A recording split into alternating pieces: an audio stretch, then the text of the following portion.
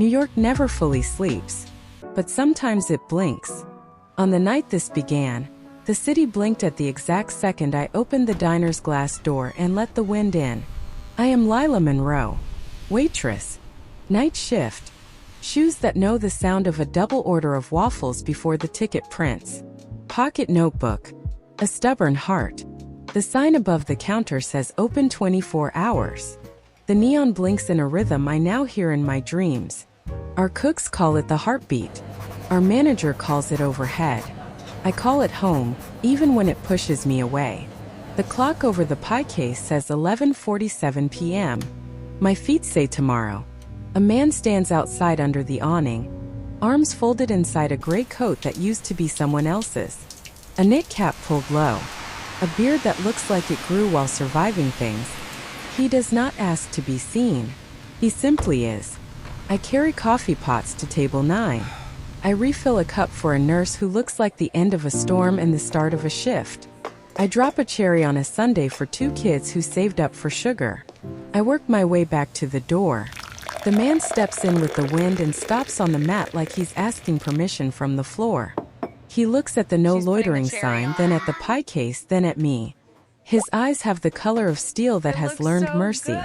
Ma'am, he says, and the word falls carefully so it won't break. I'm sorry to bother. I'm short for the night. Anything hot? The register tells me numbers.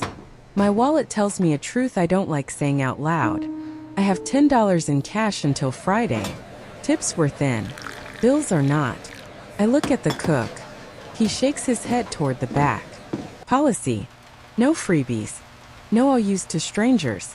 No exceptions unless the manager signs the receipt with a pen that smells like lemon and control. Coffee's on me, I say. My mouth says it before my brain can do math. The $10 bill slides from my pocket like a small brave thing and lands in the register's mouth. Make it 2 coffees, I add. And a bowl of chili. Extra crackers. The cook sighs, but not unkindly. He ladles chili with the ceremony of a priest. His eyes say, I don't see anything. His hands say, I see everything. The man sits at stool 3. I set the bowl down. Steam climbs like a prayer that forgot the words but not the intention. Thank you, he says. His voice has a quiet in it that suggests he's practiced. Keep warm, I answer. The words are a blanket we pass back and forth. He eats slowly. He counts crackers as if they are days. He breaks each one in half to make the time last. A couple in booth 6 stares. Their disapproval arrives in shiny coats. A man at the counter makes a joke not meant to be heard. The man in the cap pretends not to hear. When he finishes, he stands with a steadiness that does not match the coat. He sets the spoon down precise. He looks at me again and there is a gravity in it. I owe you, he says. No, I answer. Not tonight. Tonight you owe yourself a decent sleep. That's all. He nods once. He reaches into his pocket and pulls out something I don't expect. A paper napkin folded into fourths, creased like it belongs to a habit. He writes a word on it with a pen that should not be in a coat like that. A pen that glides. He hands me the napkin palm down the way you hand a secret. For the book you haven't been able to read yet, he says. Then he steps out into the wind and is gone. I watch him disappear into a city that keeps too much and forgets too fast. I unfold the napkin. It says in very clean handwriting, you opened a door. Keep doing that. And beneath a small symbol, a circle with 3 lines. I don't recognize it. It looks familiar anyway, like something on a building you only visit in magazines. I tuck the napkin into my notebook under unpaid. It doesn't belong there. Goes there anyway. I go back to pouring coffee, to carrying plates, to smiling like tomorrow always shows up on time. That's how it began. Not with trumpets. With a $10 bill and a bowl of chili and a sentence that decided to stick.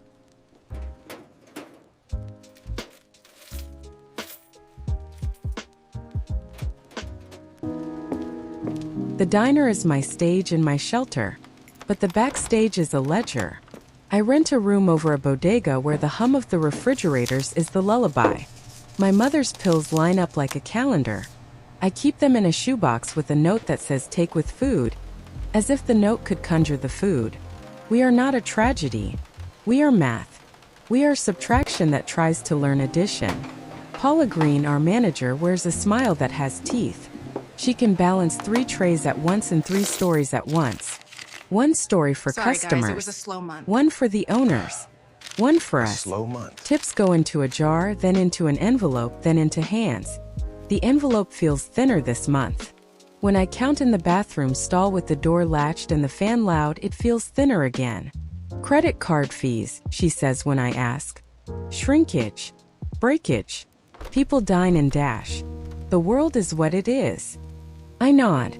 Because arguing with gravity is a waste of breath. At home, the landlord posts a notice shaped like a threat and colored like an official lie. Review of lease. He says the building needs improvements. He means the rent needs to be higher than my life can be. My mother's laugh is tired but real. Remember when you were 7 and thought $10 was an ocean? She says. I do. Now I know it is a glass of water you sip slowly. The next night, the man in the cap returns. Without the cap. Hair combed. Beard trimmed. Same eyes. Different coat. A clean one. Thrift store but chosen. He sits at stool 3 again. He orders coffee and a grilled cheese in a voice that is exactly the same voice as last night. Only now it lets you hear the education in it. He leaves cash. He leaves a tip that is not small. He leaves a napkin again with the same symbol and a different sentence. Here's to doors, it says. And the people brave enough to open them. Friend of yours. Paula asks later, eyebrows doing math. A person, I say. She shrugs like that is not a category that matters in a ledger. A week passes. The $10 bill has turned into rent that is still not a number I can reach. The envelopes have turned into lighter things. The napkin in my notebook has turned into a dare. On Wednesday, the neighborhood news blog posts a blurry photo of a man in a cap eating at a diner with the caption Mystery Millionaire. Someone online claims he saw him get into a black car around the corner. Half the internet says fake. Half says fate. Paula prints the blog and pins it in the break room as a joke. Maybe we're famous, she says. No, I answer. We're hungry. That afternoon the dishwasher breaks. The repair company puts us on a list. Paula puts us on paper plates. The cook swears in 2 languages and 2 remedies. I cover an extra shift. A regular slides a folded 20 into my palm and says, "For your mother." I slide it back. Fix a building. He slides it harder.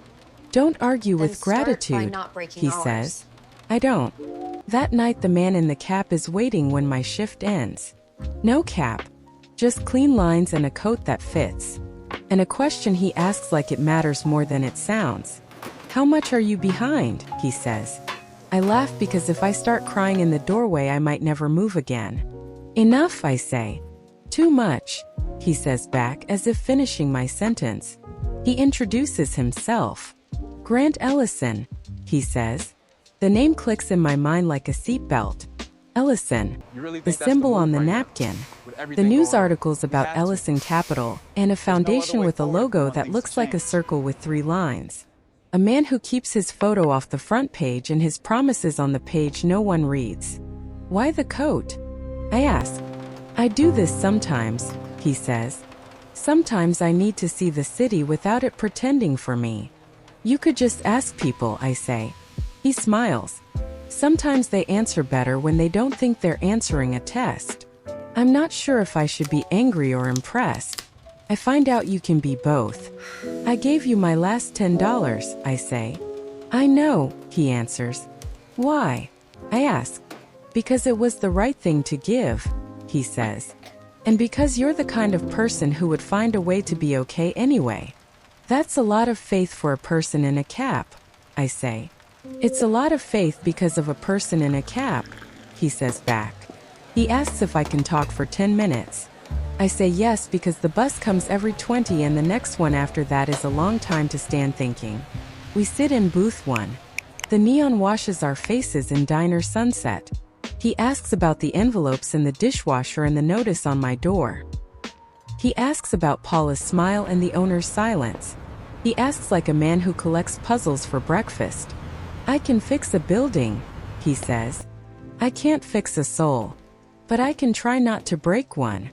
Then start by not breaking ours, I say. Somebody is cutting tips. Somebody is counting us like napkins. Somebody is making rules that only bend one way. He listens. He writes. He thanks me the way you thank a witness, not a prop. He leaves the booth, leaves cash, leaves a napkin that says tomorrow 2 p.m. Rooftop. Then he has gone into the city that holds secrets like museums hold statues. I stare at the napkin. Rooftop. This is either a trap or a test or a door. Maybe it is all three.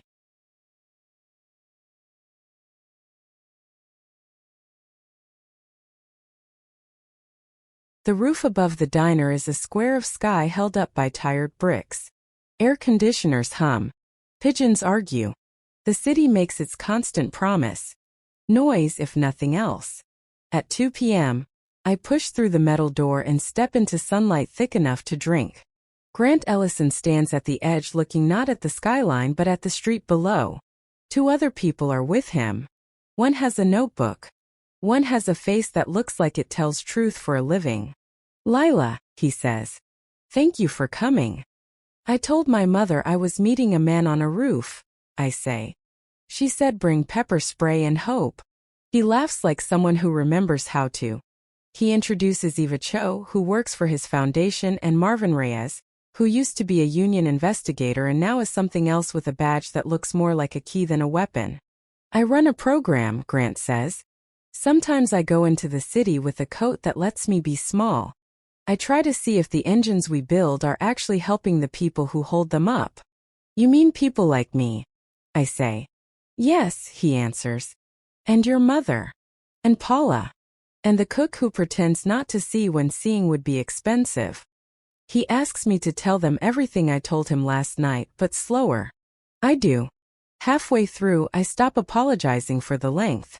By the end, I am not apologizing for the anger either. Eva asks questions that lift the story like a mechanic lifts a hood. How often do you get your tips? Does anyone else count them with you? How many shift changes this month? Who signs the time cards? What excuses do they make when the envelope is light? Marvin listens without moving. His eyes check corners. His pen checks facts. Grant looks at the street again.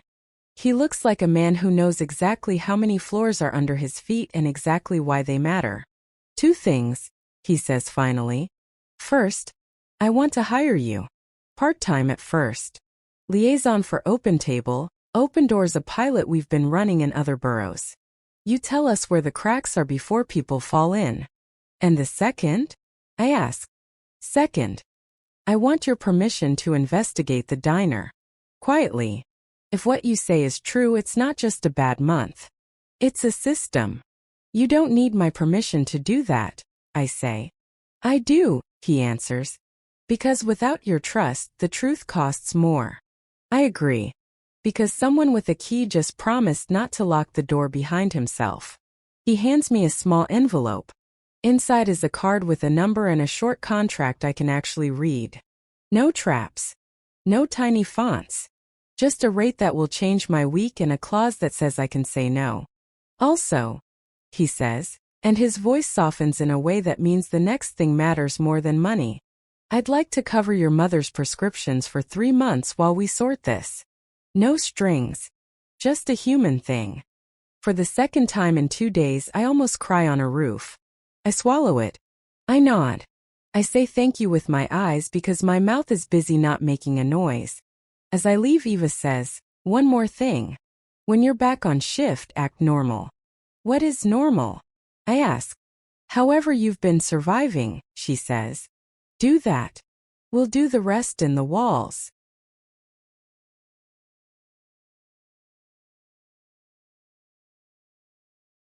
When people picture investigations, they picture sirens.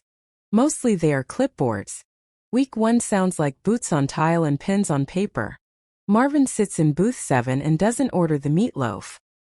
He writes down that he didn't order the meatloaf. No comp possible in the margin because free food often hides favors. He times the gap between a table leaving and a no sale flash on the register. He notes when the drawer opens with no guest in front of it. He watches the repair crew log the dishwasher, serial number, truck plate, time in, time out, and takes a photo of the tag because patterns live in plates and plates live on trucks. Eva does the backdoor ballet. Coffee that refills exactly when courage runs out. Questions with room to breathe. Walk me through a good shift. Now tell me about a weird one. What's the story management tells when the envelope is light? She writes variance and credit slip and Paula says she'll fix later. And bag checks.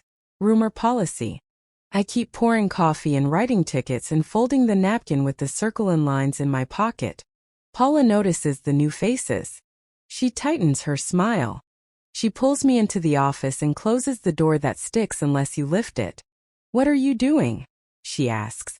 Being paid minimum wage, I answer. Plus tips that feel like they went on a diet. Cute, she says. You think there's a conspiracy. There isn't.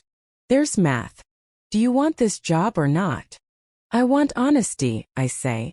She laughs a small dry laugh. This is the service industry. Honesty is optional. Hospitality is not. That sentence lives in my notebook now. It has underlines. It will be evidence disguised as a quote. 2 days later, a delivery arrives that doesn't. The invoice says 12 boxes. We count 10. The driver shrugs an old shrug. Paula signs anyway. I sign in my head with a pen called liar. Marvin copies the invoice number on a napkin, then transfers it to the lighthouse log with the reverence of a ceremony. He calls the supplier from the sidewalk where reception is better and pigeons are generous with commentary. He asks for the warehouse scan. The scan says 12. He writes goes freight and draws a thin arrow to shrinkage. Eva builds a timeline against the payroll spreadsheet we printed from a computer that still admits paper is useful. She highlights overtime that went missing like socks. She writes 80/20ths in the margin. The rule that says you can't ask a server to clean and prep until their tips evaporate into side work. She notes off the clock texts. Come in 20 early / leave 10 after / don't clock yet. She flags them in yellow because yellow is how warning looks when you're polite. I text her photos at close. The tip jar count when Paula is in the office. The tip jar count when she's at the line. The whiteboard that says cash tonight. See Paula. Which is a sentence that likes to disappear after you read it. Week 2 graduates to math that thinks it's hiding. Marvin prints a void report. Every item removed from a check after it was opened. The numbers look like a skyline. Void spike after 9:30 when the floor is thin and the camera thinks no one is watching. He draws a box around it and writes skim window. He doesn't accuse, he describes. He asks me to do something simple and terrifying. Next time a guest is comped, write down who asked and what reason.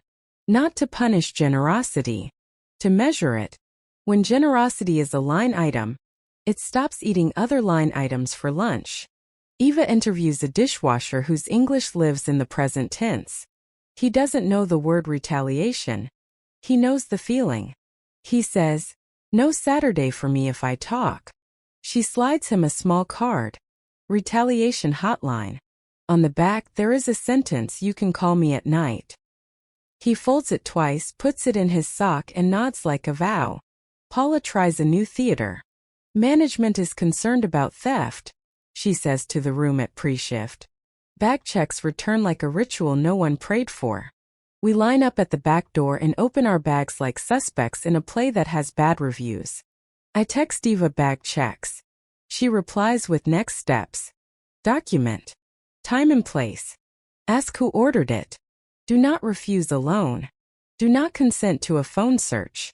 Meet Marvin after close. Week 3 we pull the camera thread. Marvin asks for 1 day of footage, the day with the loudest void spikes. The camera vendor says it'll take 72 hours. Marvin smiles like a man who knows other vendors. He gets it by lunch. We watch with the sound off in booth 7, spooning soup neither of us taste. At 10:11, the register pops no sale with no guest. At 10:12, Paula's reflection crosses the stainless steel.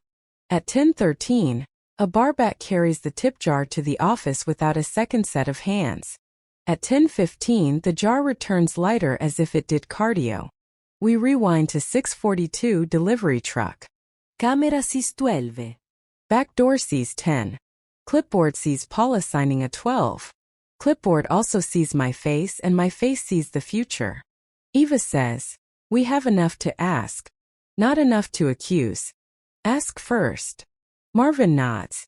We invite the truth to come into the light. If it refuses, light goes to it. We schedule a staff meeting. We use the community board near the bathrooms Sunday. Mandatory. Paula never calls meetings. Paula calls warnings.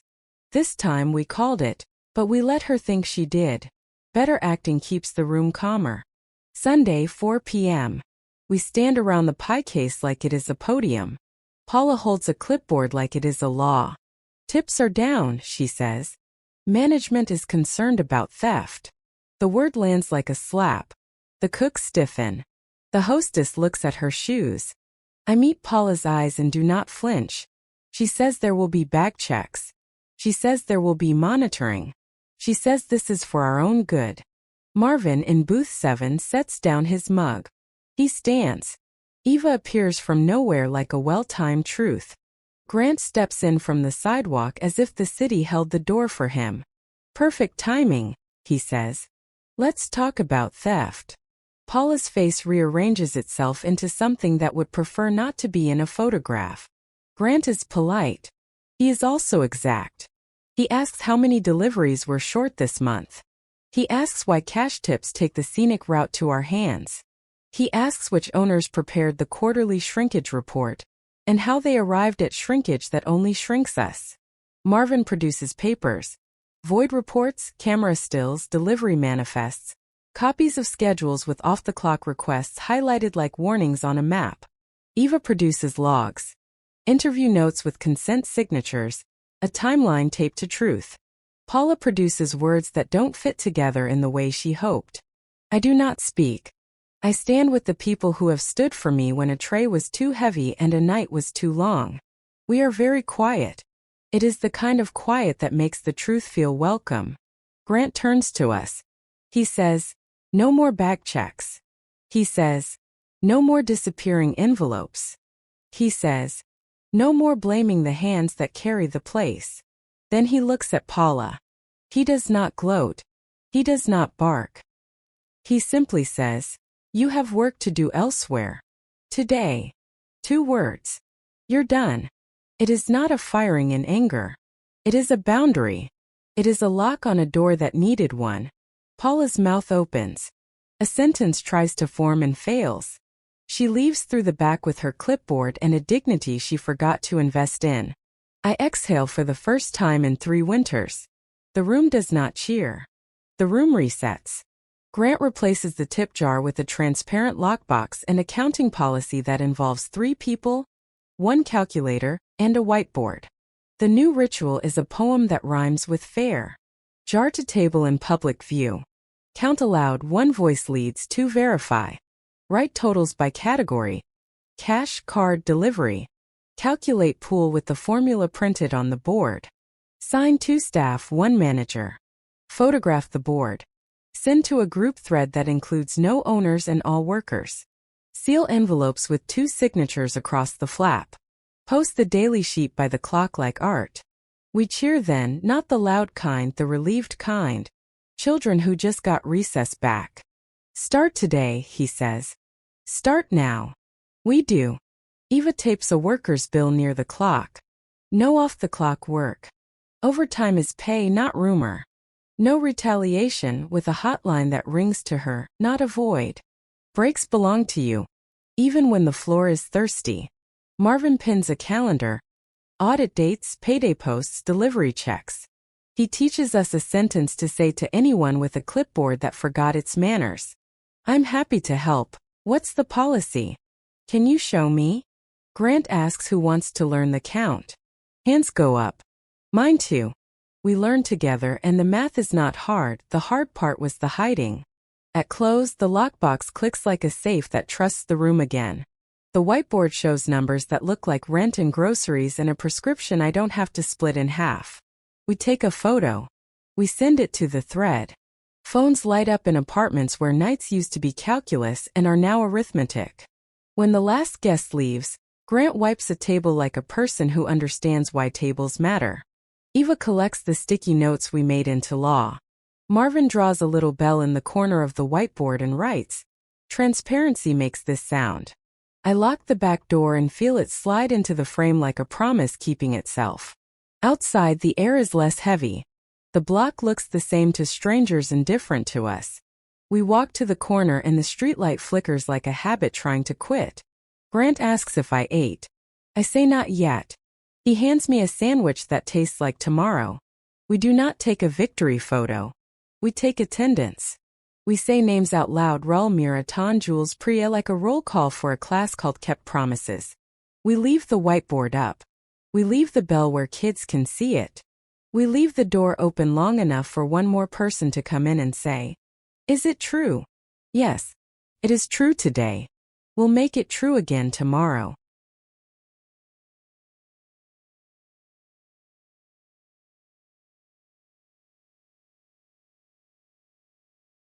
Rumors move faster than receipts. By the time the press conference began, 3 different versions of my life had already been stitched across the internet like a badly sewn costume. One said I was an actress, another that I was a liar, and a third that the whole diner was some kind of social experiment for a billionaire with too much time. None of them included the truth, that survival is not entertainment, and kindness should not need a disguise. At 7 in the morning, when most people who save the city are still unseen behind grills, dish pits and buses, Grant stood up and made something visible. The diner was awake in the way only diners can be. Smell of bacon grease married to coffee steam. Neon heartbeat glowing against the glass. Booth 1 had been wiped twice, as though preparing for prayer. This was not theater. This was record-keeping spoken out loud. He began with his name, Grant Ellison, spoken without title, without crown. He told the story of a stranger who bought him dinner when he had only $10 left to his name. He told them he had walked through a door someone else opened. And then, with the stillness of someone who has rehearsed not words but integrity, he announced the Doorway Initiative. He explained it like a recipe. Measured, practical, doable. Direct grants equal to 1 month's pay for workers facing eviction. 0% bridge loans for utility shutoffs. Rent arrears negotiated down, not up, with landlords who suddenly discovered that math can be merciful. A Sunday legal clinic staffed by people who had actually worked shifts before, with coffee hot enough to prove dignity does not have to taste bitter. A reporting hotline. No app Paival, no Dignity Toll. English, Spanish, Vietnamese now. 2 more languages by summer. Every syllable sounded like architecture, not aspiration. Then he announced Ellison Capital's support for the diner's transition to employee profit sharing. 6 months of accounting scaffolding while we built something permanent. Open spreadsheets. Weekly postings. Third-party oversight. The owners in the room looked like they had just been told that honesty prints money, and for once they believed it. The reporters asked predictable questions. Who can apply? Where? How soon? He pointed at the chalkboard by the register. Intake Tuesdays and Thursdays 2 to 6. Proof of pay stub. Proof of problem. We show up. A QR code linked to a form simple enough to fit on a phone held together by cracked glass. The instructions were clear. No jargon, no traps. Apply in minutes, breathe in hours. Then came the harder question. What's the catch? His answer. No catch. Only receipts. Receipts of rent paid. Receipts of hours restored. Receipts of dignity returned where it was taken. I watched a silence settle across the room. The kind of silence that knows it is standing in the presence of something irreversible. Then they asked me to speak. My voice shook, but I let it. I said, I gave a stranger $10. He gave me back my job with interest. But this story is not about charity. It is about wiring. If the only thing keeping the lights on is one person's kindness, Then the wiring needs fixing. That sentence traveled. It moved faster than the rumors had. People who would never step foot inside our diner felt as though they were sitting at one of our chip tables. They sent prayers. They sent doubts. They sent food, lasagnas too large for our ovens, bread that smelled like Sunday morning, $20 sealed in a Ziploc with a note that read, "For whoever buys the coffee and never sits down." By closing time, the envelopes were thick. One florist delivered leftover flowers for the waitlist, as if beauty itself needed a seat. And in the strangest twist of all, a landlord called, not to demand, but to ask. For the first time in his career, he asked, "What does mercy cost?" We told him. 40% of arrears paid promptly, lease reset with no penalties. He agreed. Not because his heart grew suddenly noble, but because he could read a room and the room was changing. The echo that follows truth. The clip of the press event lived its own life. Online, people debated if it was staged. Cynics mocked. Believers shared. Workers in other neighborhoods asked how to copy it. Someone drew fan art of the neon sign with the caption "Doorway means don't give up." Cynicism, I realized, cannot outpace hope when hope comes with instructions. The diner became more crowded, but not because of hype. It was crowded with people who wanted to be part of something that did not require pretending. They ate pancakes, yes. But they also read the flyers about the initiative while their eggs cooled. They came to ask about forms, to ask about arrears, to ask about bridges instead of cliffs. The truth beneath the mask. For me, the most shocking part was not the money or the cameras. It was the mask finally slipping off. Not just Grant's mask, the coat that let him hide among the invisible, but all the masks that keep people from seeing one another. The mask that says workers are replaceable. The mask that says landlords cannot bend. The mask that says the system is too big to fix. That morning, under the hum of neon and the smell of bacon, those masks cracked. And for the first time in a long time, I felt air that didn't taste like survival. A different kind of hope. Hope is not a feeling. It is a system you can describe on a chalkboard. It is an intake desk open 2 days a week. It is a QR code that does not steal your data. It is a landlord agreeing to math he once refused. It is flowers dropped off for strangers waiting their turn. And if you ask me what changed after that morning, I would say this. For the first time in years, I believed that doors could stay open, not because of luck, not because of spectacle, but because we finally installed hinges strong enough to hold.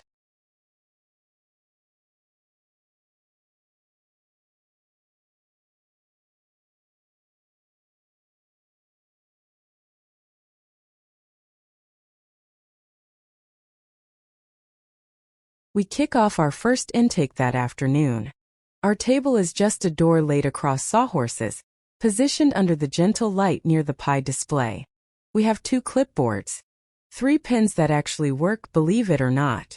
A tin can hold paper clips. And a fresh, clean notebook that I label Lighthouse Log. Because if you're going to stand watch, you've got to keep a record: time, weather conditions, and who witnessed what. The line of people is small at first, but that doesn't last. A dishwasher with forearms like twisted rope brings a shut-off notice, all creased and folded like a permanent frown. A home health aide unfolds a garnishment letter, written in a language that only lawyers seem to understand. A delivery biker hands me a photo of a swollen knee, and an invoice that never got paid. We listen to their stories. We confirm the details. We make payments. We make calls. We log every promise made, the way a lighthouse log storms precise without the drama. We have a set of rules that we could fit on a napkin. Urgency always comes before elegance, no need for perfect forms while people's lights are going out. 2 signatures are required on any money we spend, mine and Marvin's, or mine and Eva's.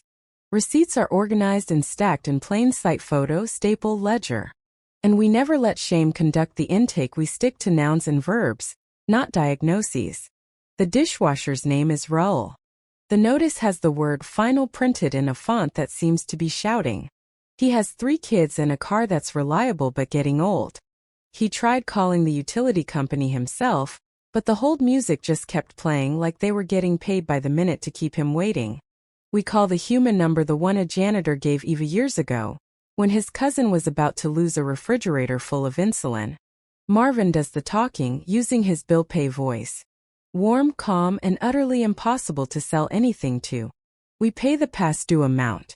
We set up a payment plan so that winter doesn't arrive like a sudden, unexpected bill. I put a star in the log and write fridge spared. The home health aide is named Mira. She cares for a woman who still remembers all the lyrics to every Motown song, but sometimes forgets what day it is. The letter is full of words like garnishment, statute, and docket, all jumbled together like a maze. The debt is from a school that closed down. The collector is just a shadow with a P.O. box. We call legal aid. We fax, yes fax, the important documents. We schedule an intake appointment with a lawyer who explains the answer deadlines the way a teacher explains recess. This is your chance to get something back. We front the filing fee and make a note to be reimbursed if the fee is waived, because dignity prefers precision. Mira exhales like a window finally being opened. I circle wage safe for now in the log and add the weather. Drizzle, then light rain. The delivery biker is Tan. He shows us a knee that's puffed up like a question mark. There's a clinic bill stamped denied, because someone in a hurry in a room with bad lighting left a box unchecked. The invoice from the app is still lost somewhere in the slow-moving waters of processing. We buy him a brace at the pharmacy and pay for a doctor's visit at the neighborhood practice, where they trust Marvin's handshake more than any card network. We call the app's driver support, which is a phrase that promises way more than it delivers. We record the call Idaho. We tell Tan to use our number as the follow-up contact. We add him to the van ride list for his checkup, because strong knees are essential for supporting families. In the log, I write mobility protected, draw a box around it and shade it in. Between cases, we fine-tune the intake process like a recipe. We add a triage card. Red, shut-off, eviction, ER bill. Yellow, overdue, scary letters. Green, planning, not panic. We add a consent line in 4 languages that says it's safe to tell us what's going on. We add a checkbox for okay to call at work, because sometimes protection means discretion. At the top right of the lighthouse log, I draw 3 narrow columns. Time, down to the minute, because if you don't keep track of time, fear will. Weather, not for poetry but for patterns. Shutoffs tend to spike after storms. Witness, the person who heard the promise along with you. Accountability likes company.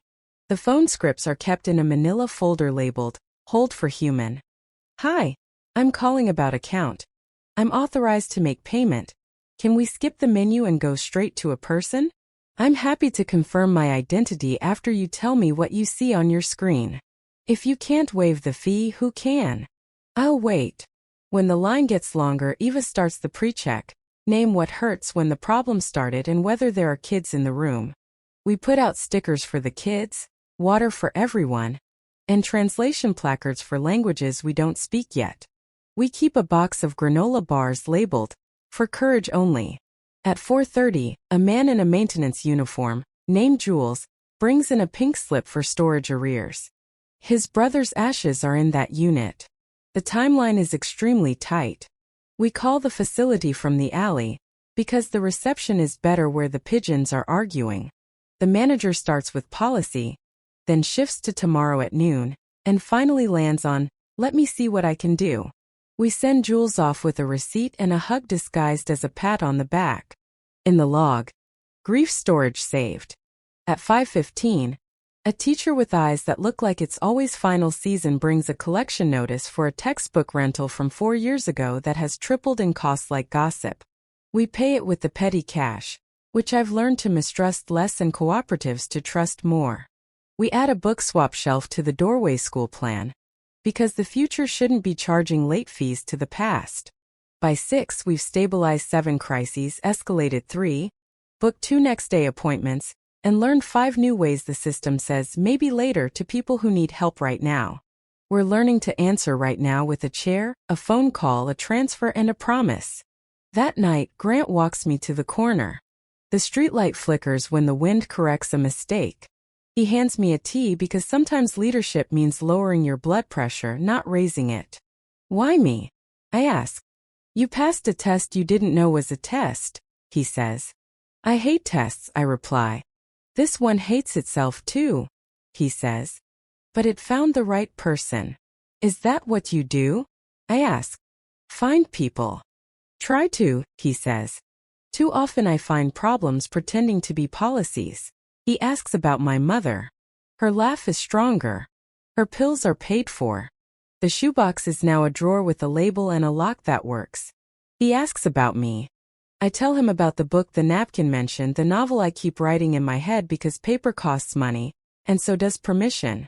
He tells me about the brick building on Maple Street that he wants to turn into a night school for people whose days belong to everyone else. Will you run it? He asks. 1 night a week, I say. Start there, he says. Start always there. We develop the syllabus on a napkin that becomes a Google Doc, which then becomes a flyer taped to the bus shelter. Noya writes 101 pay stub literacy kitchen Spanish/kitchen English, both ways, always both ways. CPR with a trainer who doesn't shame anyone, tax basics without the shame, how to say no nicely to an illegal schedule, with role play and a whistle for courage, grant writing for people who hate grant writing, taught by a librarian with an invisible cape. Childcare in booth 6 with puzzles that don't lose pieces. Snacks that count as dinner. A ride home fund for when the trains stop running early. 3 weeks in, Doorway has stabilized 23 households, paused 8 evictions, repaid 11 shutoffs, and recovered $2,400 in stolen tips.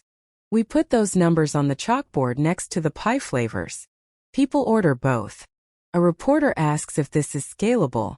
Grant says, people do. I say, teach the template. Keep the faces. We upload everything: MOUs, forms, scripts, call trees. Other neighborhoods download the folder like a recipe. We tell them the secret ingredient is neighbors. The neighborhood smiles when we walk to work now. The bus driver knows my name and the days of my mother's appointments. A kid rings the little bell above the tip board and says, "That sound means we're okay." I nod. Okay for today is a miracle dressed up as paperwork. We refine the intake process like a musician refines a set. We add what gets better if we fix this to the form because you should write the future down too. We set office hours for the lighthouse log. If you can't find us, you can't find help. We publish a code of conduct that says no one's panic gets to bully anyone else. We train volunteer greeters to make the first 10 seconds feel like a warm blanket, not a clipboard. We make a mistake once. We pay a bill that should have been contested. We apologize to the fund and to the person and add a new checkbox. Is there a cheaper truth? We learn the rhythm of Friday payday receipts with missing pennies. Landlords who call at 4:59 p.m. School emails written in the tone of, "We regret to inform you." We schedule Friday triage like a firehouse. We bake 2 extra pies for morale. On the first forms night, 26 people fill out the FAFSA, 5 fill out citizenship renewals, and 12 sign up for covered healthcare. Someone brings a crock pot of pozole. Someone else brings a stack of passports with corners frayed from hope. A toddler falls asleep with a crayon in his hand and wakes up to applause because his mother just clicked submit. In week 4, Ton returns. The app finally cleared the invoice. He hands me a 20 for the quiet fund and a photo of his knee that looks like a new sentence. I can ride again, he says. Ride safe, I say, because you should bless the things you can't control. In week 5, Mira texts a heart and a gavel emoji, case dismissed. In week 6, Raul drops off a magnet with the utilities level pay plan circled in blue. He says the fridge hums like a forgiveness machine. I write the phrase on a sticky note and tuck it into the log. Some words deserve a second job. By the end of the month, intake feels like muscle memory: chair, card, call, confirm, pay, plan, log. And beneath every verb, witness. When people ask what Doorway is, I point at the lighthouse log. It's not just a ledger. It's a map of storms survived. We keep it in pencil because the sea keeps moving. At closing time, Grant flips the sign, I close the cash drawer, and Marvin sets the alarm that chirps like a polite bird. I stack the clipboards, cap the pens, and smooth the tablecloth because order is also a form of care. On the cover of the log, I write a sentence to remember for tomorrow. Systems are how love keeps its promises. And beneath it, smaller for myself. Start here. Start always here.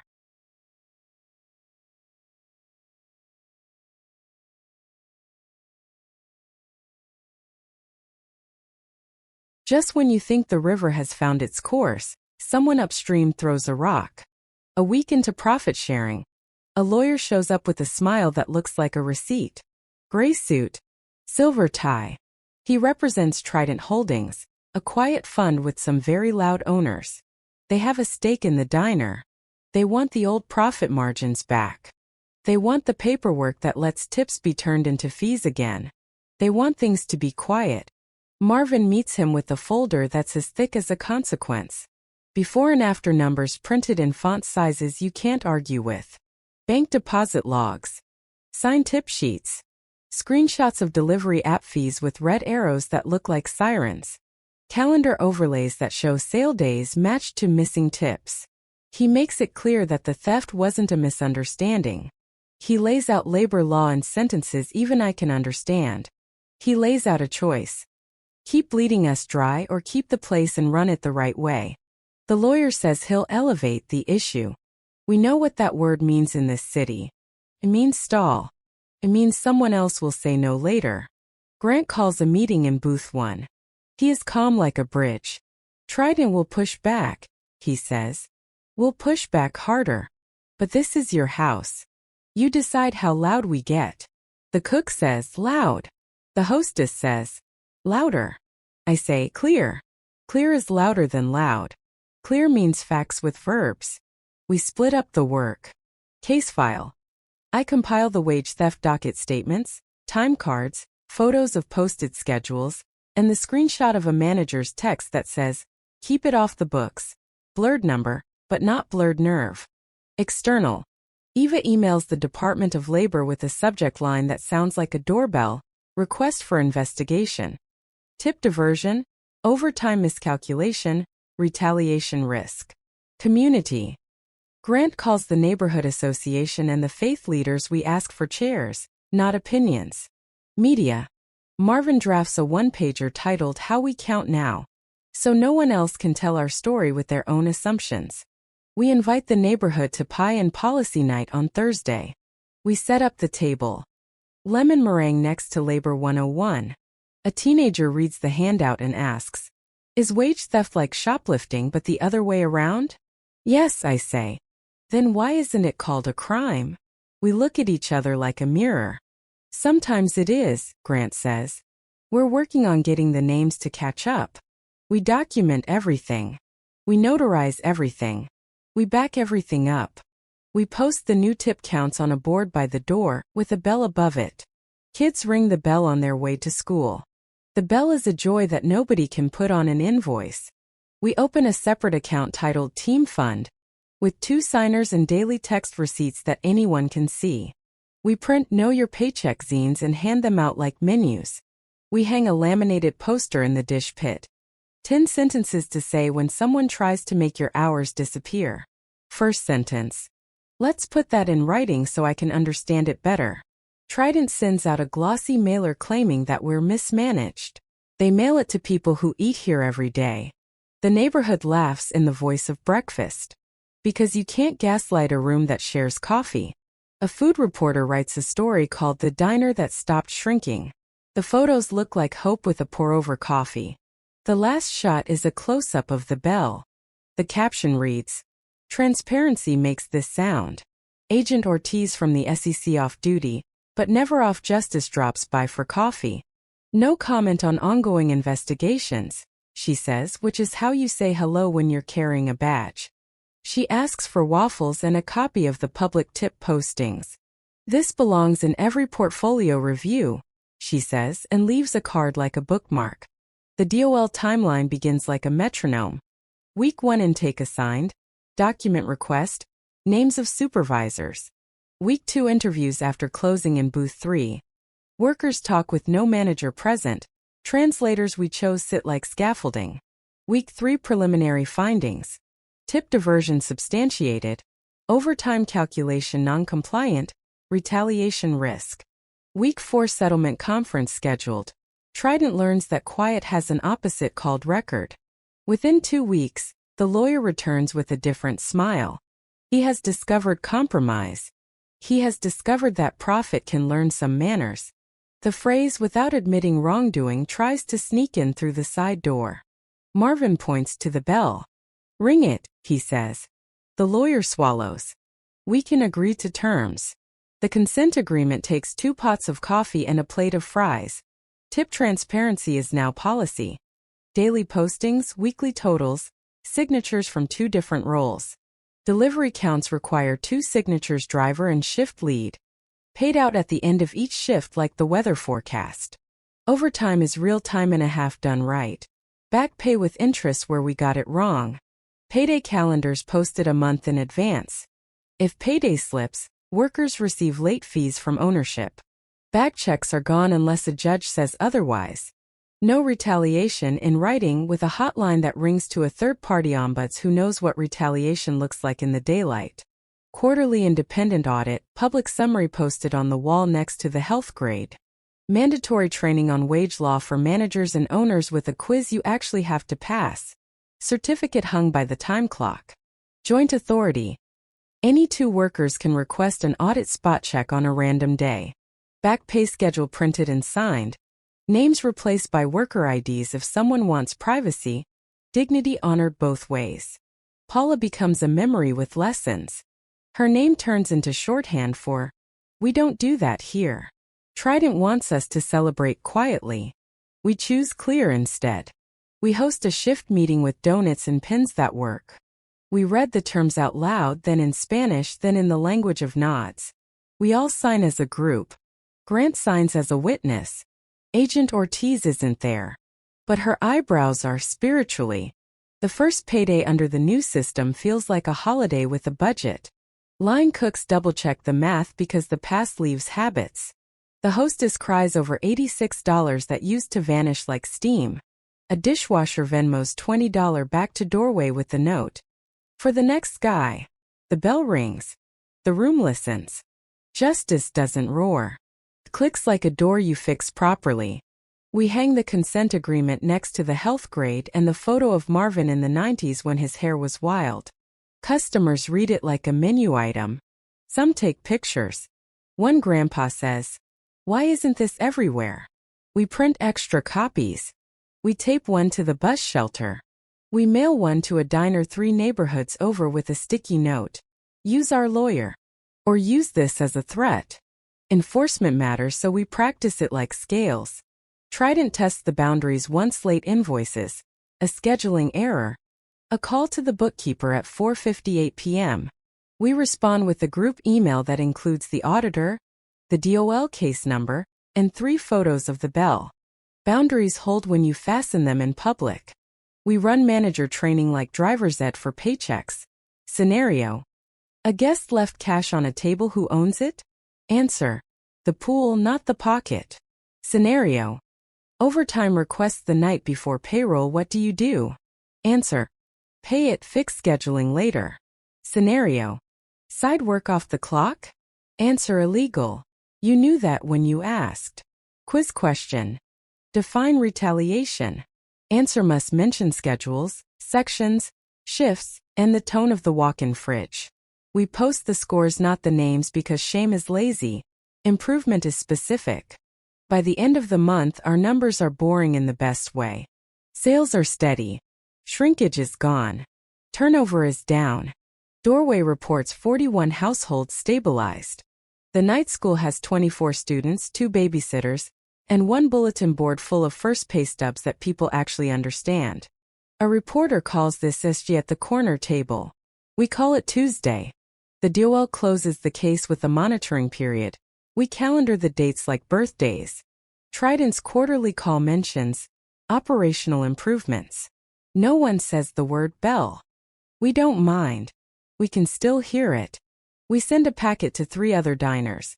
The consent template, the training deck, the Know Your Paycheck zine, the hotline number, and a letter that starts, "Borrow our courage until yours arrives." 2 call back crying. 1 calls back laughing. All 3 hang the poster in the dish pit. Pain taught us the shape of the problem. Justice taught us the sound it makes when it goes away. Click. Ring. Okay. And when people ask how we knew what to do, I point at the lighthouse log, the consent agreement, the bell, and the line that never quite disappears because life keeps arriving. Listen until the fear says its real name. Confirm until the system remembers you are not mistaken. Pay without making dignity, submit a second form. Call the number that has a human at the other end. Log it the way a lighthouse logs storms. Time, weather, witness.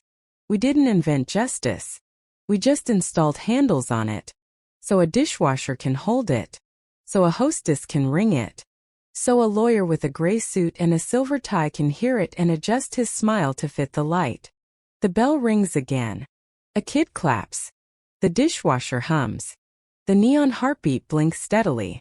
And the door, the one we fixed, stays open long enough for someone else to walk through without hurrying. Morning light through the diner windows looks different now. It is not brighter. It is steadier.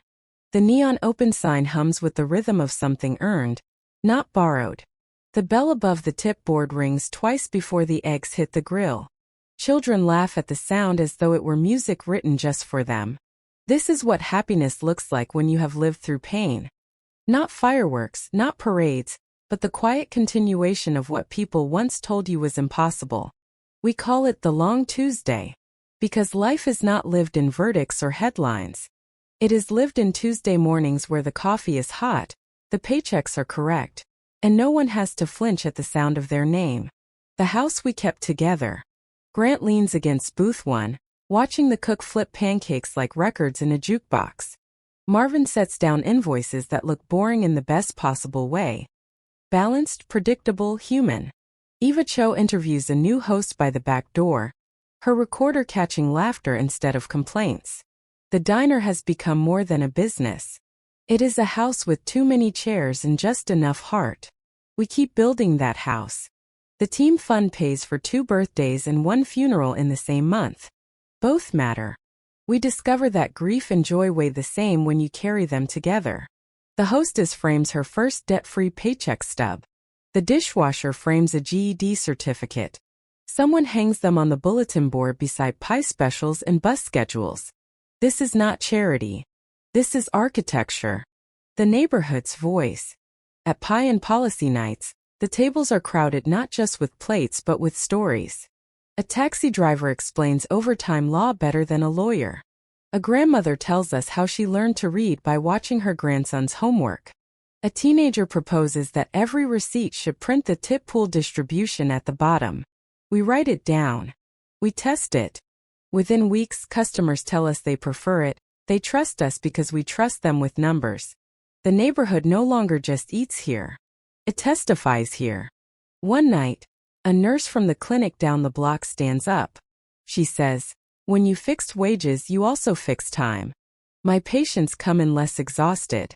They heal faster." The room falls silent because we realize dignity is medicine too. The return of justice. Trident fades like bad wallpaper. They still exist, of course, they own glass towers somewhere else. But here their shadow cannot cross the threshold. The Department of Labor closes the file, but the story keeps living. Other diners call us, sometimes desperate, sometimes skeptical. We send them the consent agreement template, the training deck, the hotline number. Few never call back. But some do.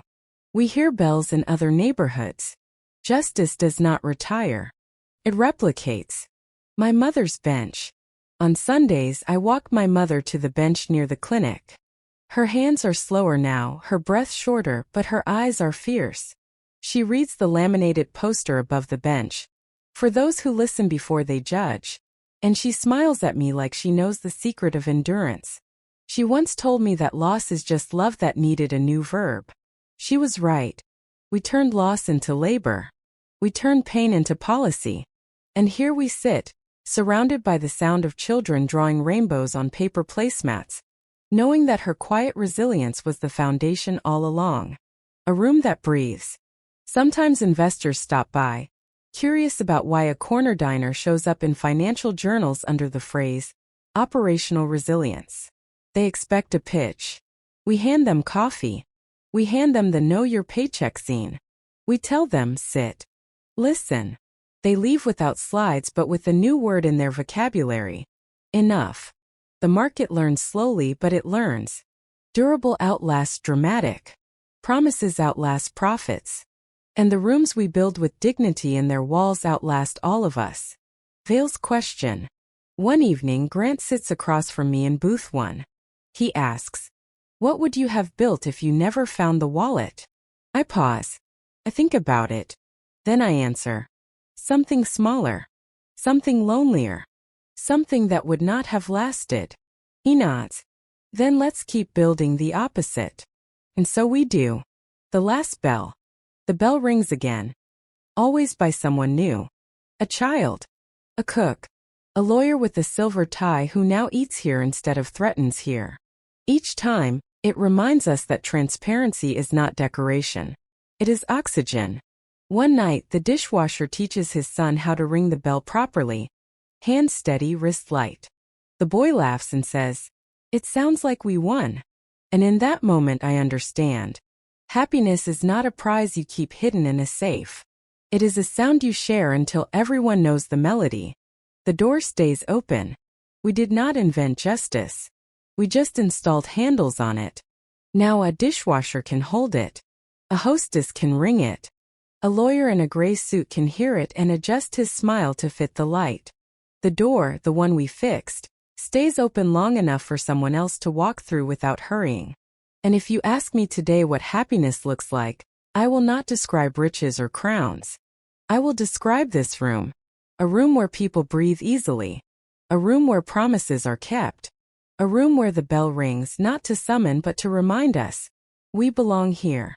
This is the ending. But not the finish. Because endings are just rooms with more chairs. And every time the bell rings, another chair is pulled out for someone new. That is happiness. That is the sound of a door that stays open.